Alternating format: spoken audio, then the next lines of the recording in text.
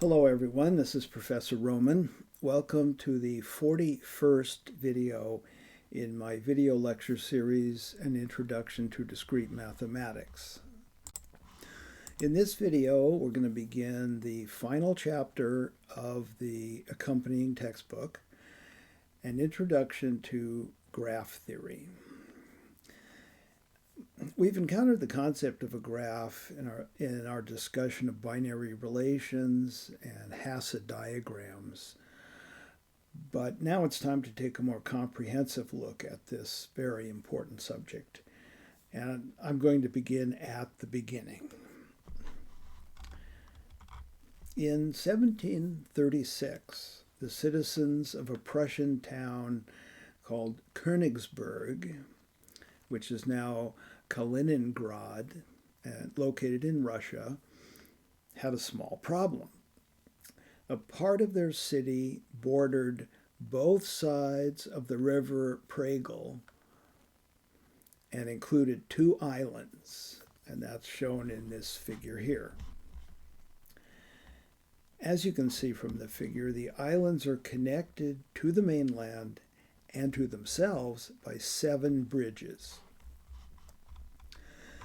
Now, the citizens of Königsberg like to take frequent walks, and the question arose as to whether it was possible for a citizen to start at his or her home and make a journey that traversed each of the 7 bridges exactly once.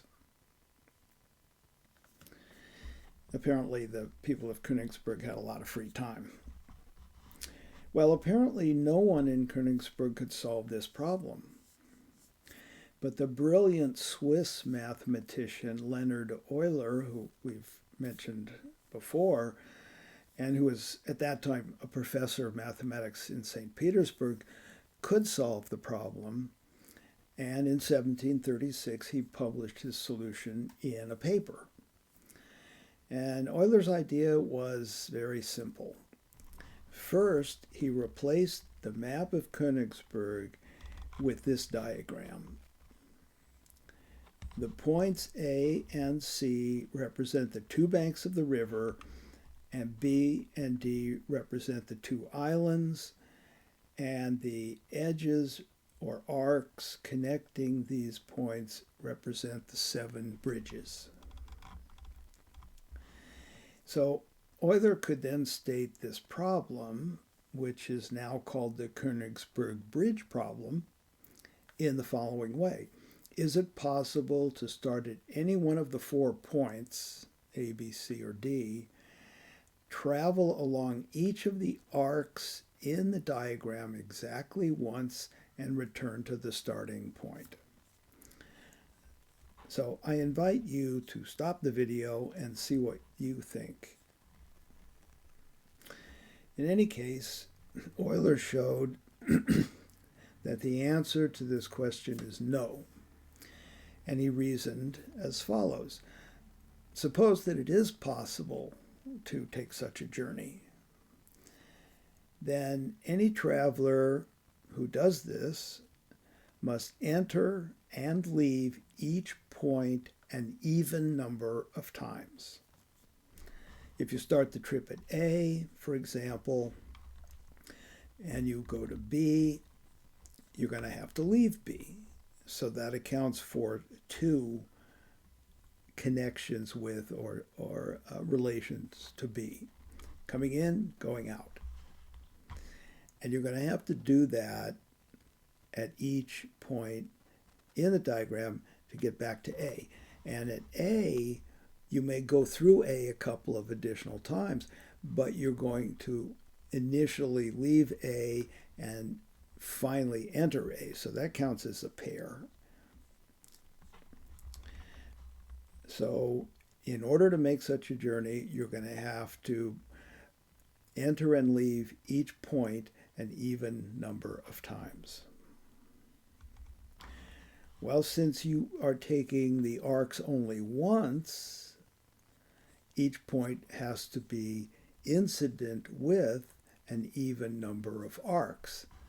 Clearly, that's not true. C is incident with 3 arts, so is D, so is A. B is incident with 1, 2, 3, 4, 5. They're all odd. So this trip is impossible.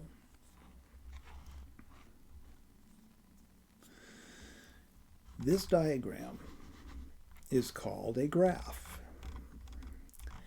And that is not to be confused with the graph of a function. I think I mentioned that a long time ago when we first talked about graphs. Graphs of functions are entirely different objects. Euler's paper started a new branch of mathematics called graph theory. And graph theory is one of the most widely applicable branches of mathematics. It has important applications to computer science, physics, chemistry, engineering, biology, psychology, the social sciences, economics, operations research, urban planning, cybernetics, linguistics, artificial intelligence, and more.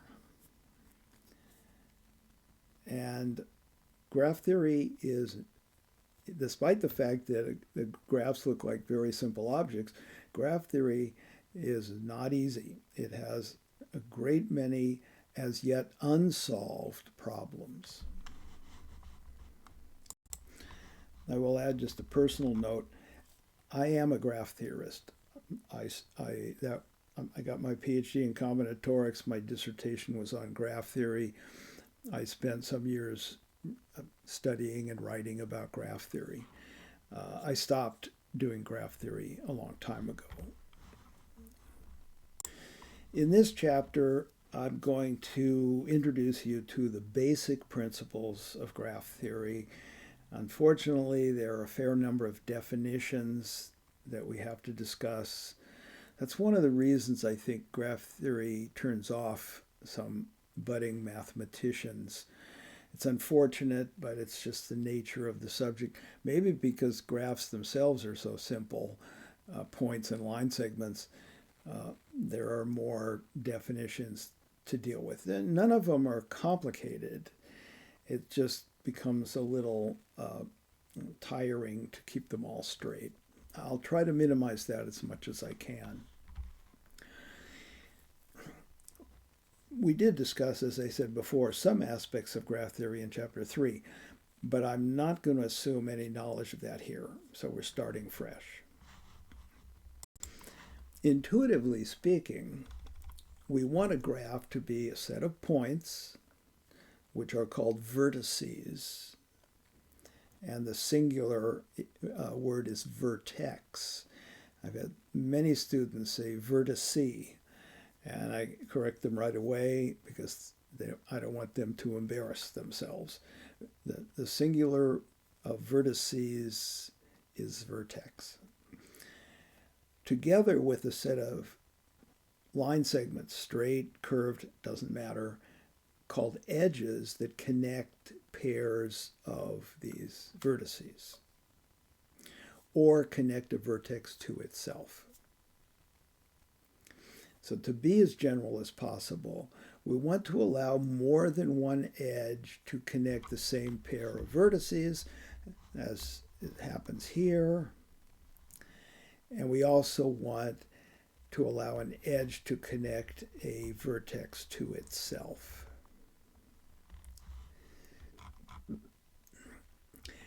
The precise way in which we draw a graph is not important.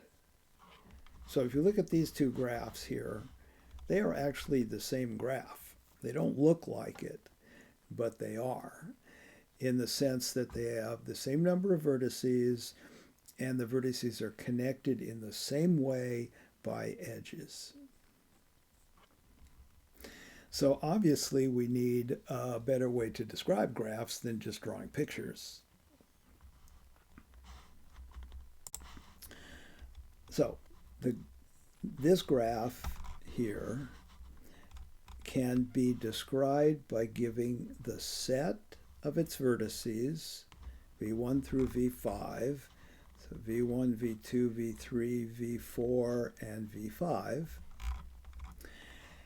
along with a multiset of the edges. And they would be written as doubletons when the two vertices are different, or singleton sets when the edge is a loop at that vertex. It's a multiset because there may be multiple edges like V1, V2. Here's another V1, V2 that connect the same pairs of vertices. This is still not the greatest notation, but stay tuned.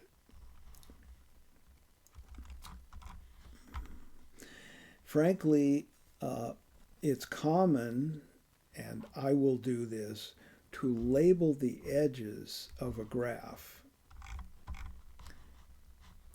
to identify the edges. That's a lot simpler than identifying them as doubleton sets or singleton sets because of this duplication. You know, if I just said to you for this graph, consider this the edge V1, V2, you wouldn't know which edge I was talking about. Was it E1 or E2? Now, maybe that doesn't matter, but in some cases it will matter. And so it would be much better for me to be able to say, consider the edge E1 or consider the edge E2.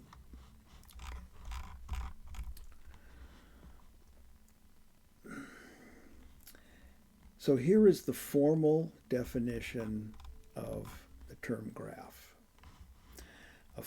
This is for finite graphs. A finite graph G is an ordered pair, V comma E, where V is a non-empty finite set, those will be the vertices, and E is a finite multiset of subsets of V, each of which has size 1 or size 2. The elements of V are called vertices, singular vertex, or nodes. That's another common term of the graph. And the elements of E are referred to as the edges of the graph. An edge that connects a vertex V to itself is called a loop.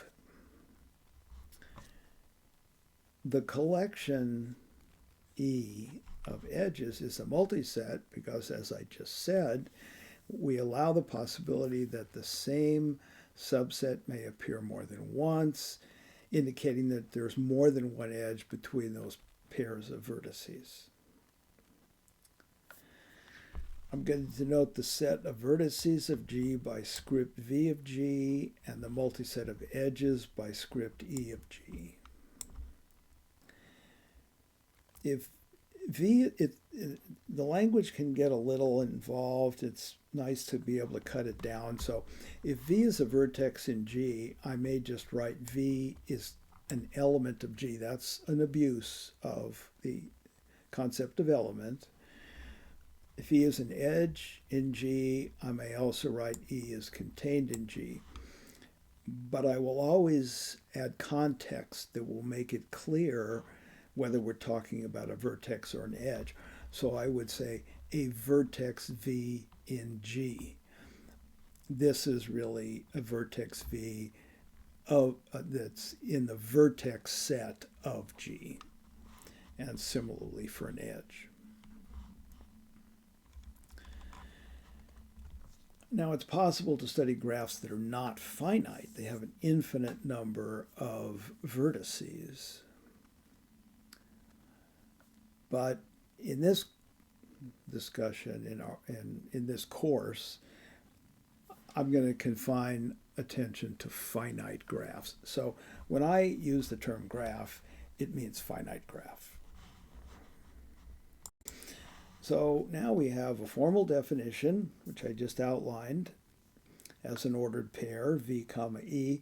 We also have an informal definition as a set of points and a collection of line segments connecting pairs of points, or a point to itself.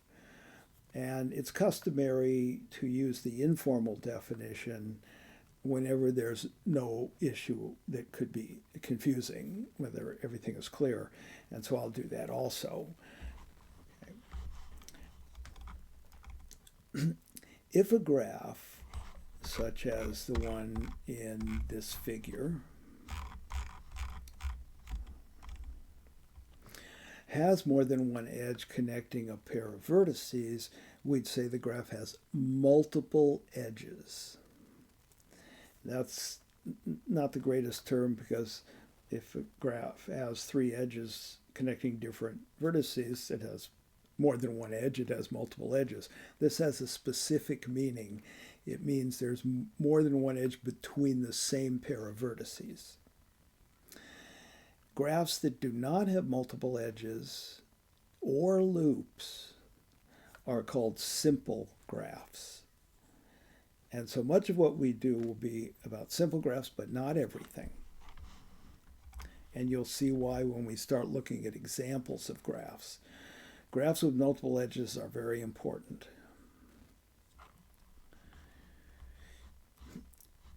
This graph illustrates also an important point that we'll discuss in the future about the way graphs are drawn. As I say, you can draw them any way you want as long as they represent the same graph. In this graph, two edges cross at a place that's not a vertex. This is a crossing.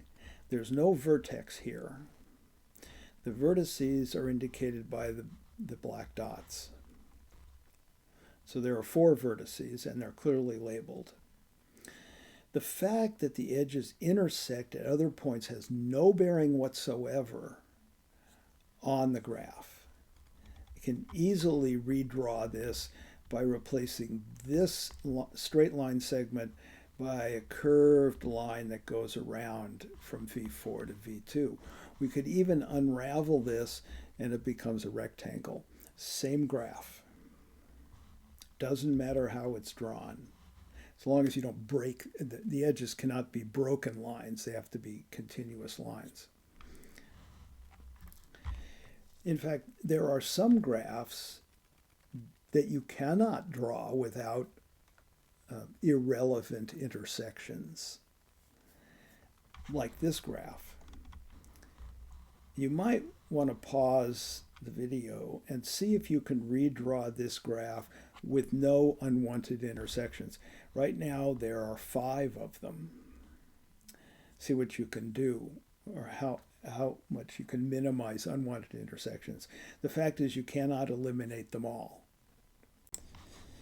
A graph that can be drawn in the plane without such unwanted intersections is called a planar graph. And the question of whether or not a graph is planar is both an interesting one and a complicated one. There are various criteria that can be used to describe planarity, and I'm going to discuss that matter later in the chapter and in a later video as well. Before turning to examples of graphs, we should point out that sometimes I'm going to label both the vertices and the edges of a graph, but when the labels aren't needed, I'm going to leave them out.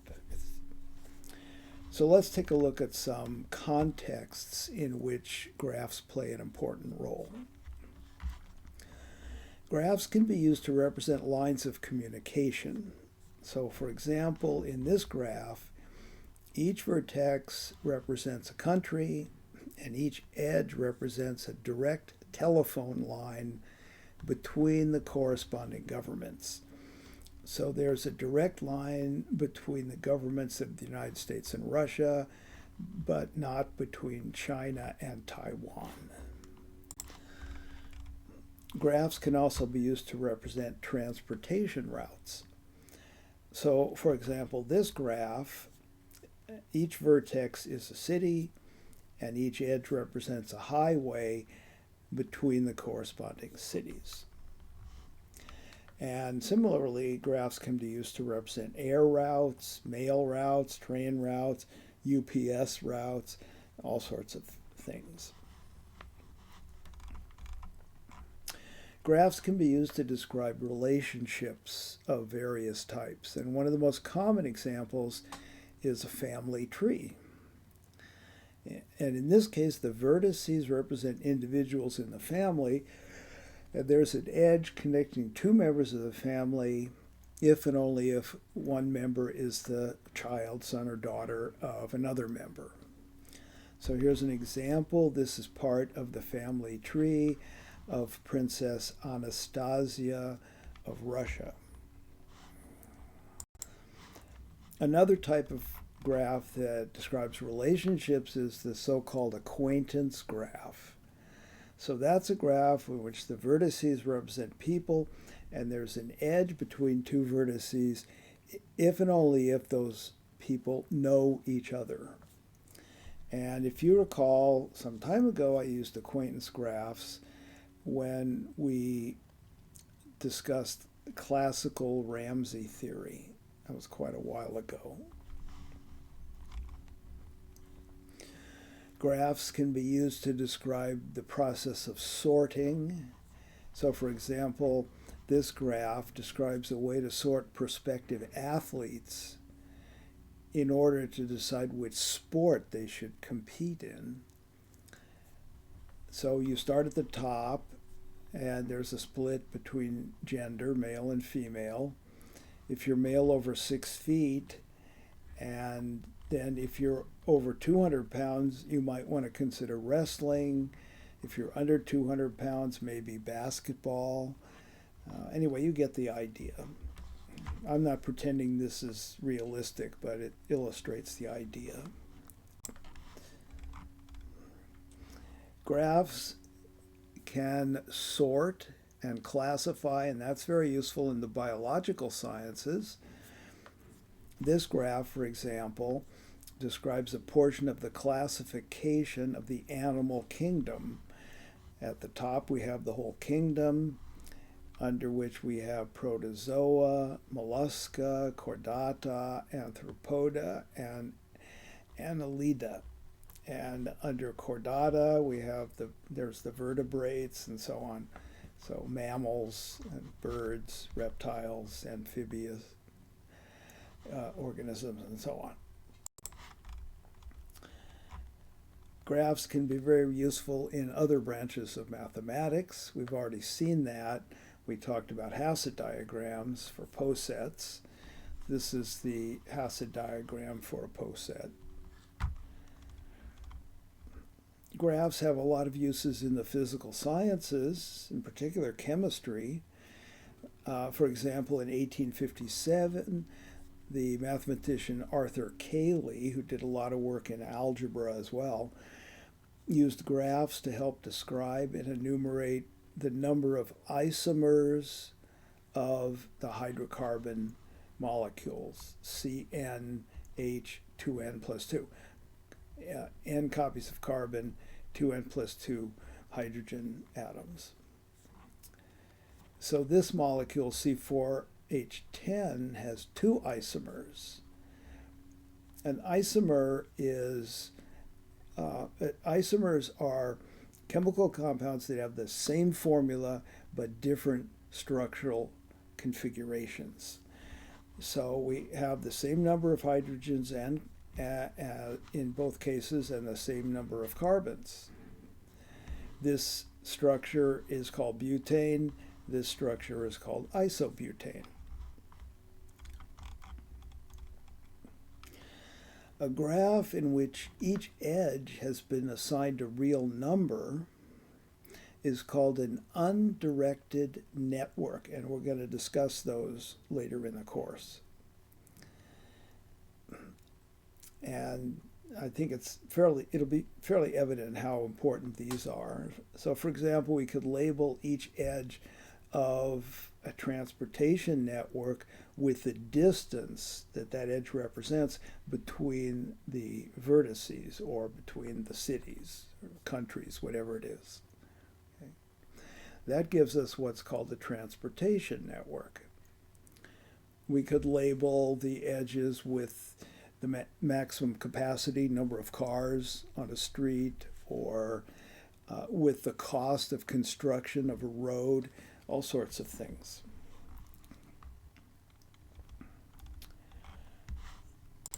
So that's just a small sampling of where graphs pop up in various applications, not just to mathematics, but to the hard sciences and to the softer sciences, and things like urban planning. Well, now we need some more terminology. A vertex V is said to be adjacent to a vertex W if the set VW is an edge. In other words, if V and W are the endpoints of an edge, then we say that V and W are adjacent. A vertex is adjacent to itself if there's a loop. Similarly, two edges are said to be adjacent if they share a common vertex. On the other hand, we say that a vertex and an edge are incident if V is one of the vertices that define the edge. So the term adjacent is used for like items, both vertices or both edges. The term incident is used for unlike items, a vertex and an edge. And this may seem like a lot, but you'll get used to it if you persist. It's not really as bad as it looks. Okay. And I'm going to use this term endpoints from time to time. It's not very standard, but if you have an edge, it stretches between two vertices, and I'll think of those as the endpoints of the edge. Okay. It's a little sloppy, but comes in handy once in a while. I would suggest you not overuse the term yourself. The degree of a vertex, which I'll denote by DEG of V, is the number of times an edge of G meets V. And we have to be a little careful here because of loops. This is not quite the same as the number of edges that are incident with V, because a loop is incident with a vertex. I guess you'd say once. It's just incident or not incident, so it is incident. But in the degree, loops count twice, once for each endpoint. A vertex of degree 0 has no edges incident with it at all, doesn't meet any edges. It's called an isolated vertex. So this guy here is, what is that? I can't, V9 is an isolated vertex. Okay. Vertices V1 and V2 are adjacent. They're like items, and they're connected with an edge. V1 and V3 are not incident. The edges V1, V2, and V2, V3 are also adjacent. They're like items, both edges. They meet at a vertex, so they're adjacent. The vertices V3 and V4 here are incident with the edge, V3, V4. No other vertices are incident with that edge. And here's a list of all the degrees. So V9 here has degree 0, because there are no edges that meet V9. Okay. How about V2? What is its degree?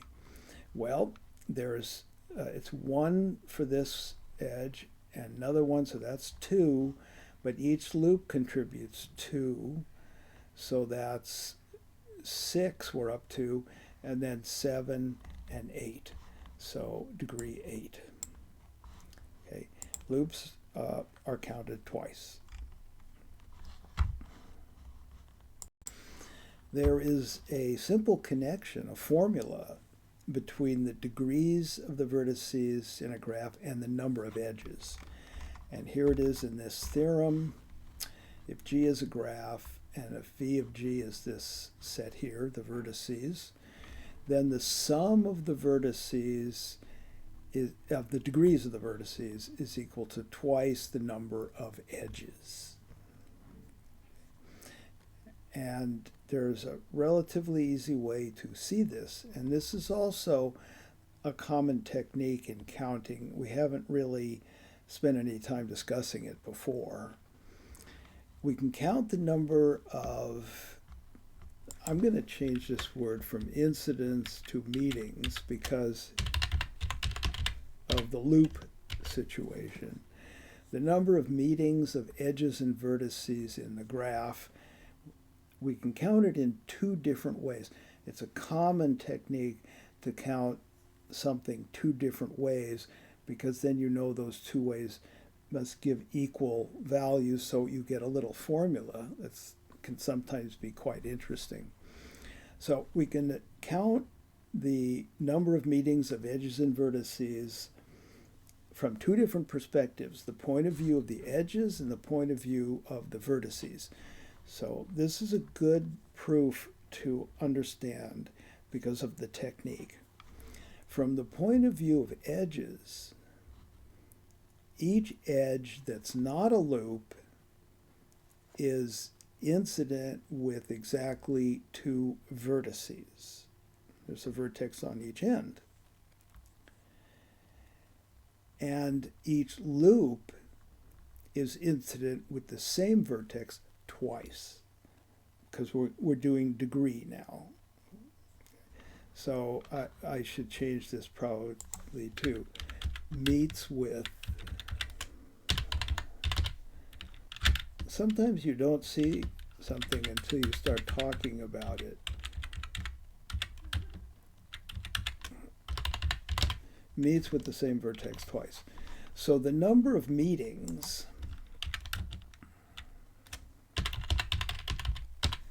of edges and vertices is twice the number of edges. That includes the loops because they meet twice with an edge. Now we take the point of view of a vertex. The number of meetings of the edges of G with a vertex is the degree of the vertex. That's how it's defined. So the total number of meetings looked at from this point of view of edges and vertices is equal to this sum. So we've got two different ways to count the same thing, this way, and that's where we get the formula. Sorry for all the problems there. Example, if a graph G has vertices of these degrees, then the number of edges is 17. There can be no graph whose vertices have these degrees because their sum is odd. And so it cannot be equal to twice the number of edges. So there's no graph whose degrees are these degrees here. Now, there's one type of graph that is so useful that it deserves special mention, occurs very frequently. The complete graph of order n, which many people, including us, will denote by case of n, is the graph that has n vertices and one edge connecting every pair of distinct vertices. So these are what the first few complete graphs look like. They're simple graphs, no multiple edges, no loops. The complete graph Kn has n choose two edges. and each vertex has degree n minus 1 because it's connected by an edge to every other vertex. A graph H is called a subgraph of a graph G if every vertex of H is also a vertex of G and every edge of H is also an edge of G. Now, this is worded fairly carefully. This is what it looks like in symbols, and for this graph, for example, these three are subgraphs.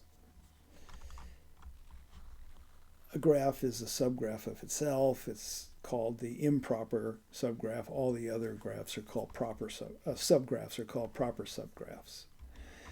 Now we could say that a subgraph H of a graph G can be formed by removing 0 or more edges and 0 or more vertices from G. But this is where we run into a problem.